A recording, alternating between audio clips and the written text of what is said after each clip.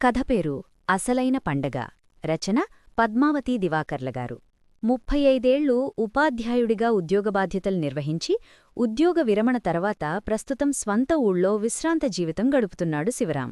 అతని భార్య అన్నపూర్ణమ్మ పేరుకు తగ్గ ఇల్లాలు. వాళ్ల పెద్ద కొడుకు ప్రకాష్ ముంబైలోనూ, చిన్న కొడుకు బెంగుళూరులోనూ ఉన్నారు.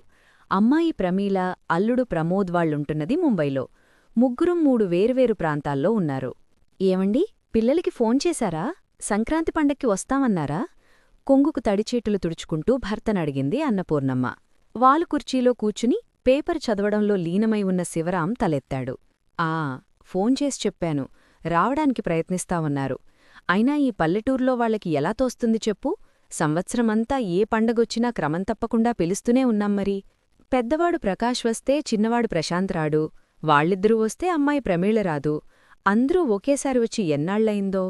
అయినా నీ చాదస్తం కాని వాళ్లకి మాత్రం వీలవద్దు. అంతేకాక మనకీ కొన్ని ఆర్థిక సమస్యలున్నాయి, నీకు తెలుసుకదా. పిల్లల్ని అడగకపోయినా అప్పుడప్పుడు డబ్బులు పంపుతున్నారనుకో. మధ్యలో ఆగాడు శివరాం. ఆర్థిక సమస్యలు ఎప్పుడూ ఉండేవేలేండి. పండక్కి పిల్లలు మనవలు వస్తే ఇల్లంతా కళకళలాడదు. అసలు మీరే కదా అందరితో కలిసి పండగ జరుపుకుందామన్నారు అందామే. ఆర్థిక సమస్యలు ఎలాగోలా తట్టుకోవచ్చు. నీకా ఆరోగ్యం సరిగ్గా లేదు. కీళ్ల నొప్పులు, బీపీ ఉన్నాయి. వచ్చిన వాళ్లందరికీ నువ్వే వండివార్చాలి. పిండివంటలు, మనవల కోసం చిరుతిళ్ళు చెయ్యాలి. బాగా అలసిపోయి నీ ఆరోగ్యం పాడవుతుందని నా భయం. అందుకే ఈసారి పిలవడం మానేద్దామా అనుకున్నాను. కానీ అతని ముఖం వైపు చూసిందామే. కాని మనమా అంత దూరం ఎవరింటికి వెళ్లే పరిస్థితి లేదు. వాళ్లు కూడా మామూలుగా అయితే మనల్ని చూడ్డానిక్కూడా రారు. అందుకే ఎన్ని ఇబ్బందులున్నా సరే పండగ పేరు పెట్టి వాళ్లని పిలవడం. కాకపోతే నీకే శ్రమంతా అన్నాడు శివరాం.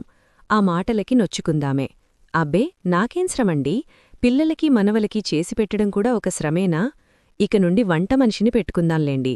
కాని పండక్కి పిల్లల్ని పిలవడం మాత్రం మానవద్దు. ఆ వంకైనా మనం వాళ్లని చూడగలుగుతున్నాం కదా. అందుకే కాబోలు భగవంతుడు మనకిన్ని పండగలిచ్చింది. కనీసం ఒక పండక్కైనా వస్తారని అన్న అన్నపూర్ణమ్మ వైపు సాలోచనగా చూశాడు శివరాం. వారం రోజుల్లో సంక్రాంతి పండగ వచ్చింది. ఈసారి ముగ్గురూ తల్లిదండ్రుల్ని చూడ్డానికి రావడంతో శివరాం, అన్నపూర్ణమ్మ దంపతుల ఆనందానికి అంతేలేదు. కుటుంబ సభ్యులందరితో ఇల్లు కళకళలాడింది. వాళ్ళిద్దరికీ ఎక్కడలేని శక్తి వచ్చింది. అసలైన పండగ ఇదే అనిపించింది వాళ్ళిద్దరికీ. కథ సమాప్తం. కథ విన్నందుకు ధన్యవాదాలు. మరిన్ని చక్కటి కథల కోసం, కవితల కోసం, ధారావాహికల కోసం మన తెలుగు కథలు.com సందర్శించండి. థాంక్యూ.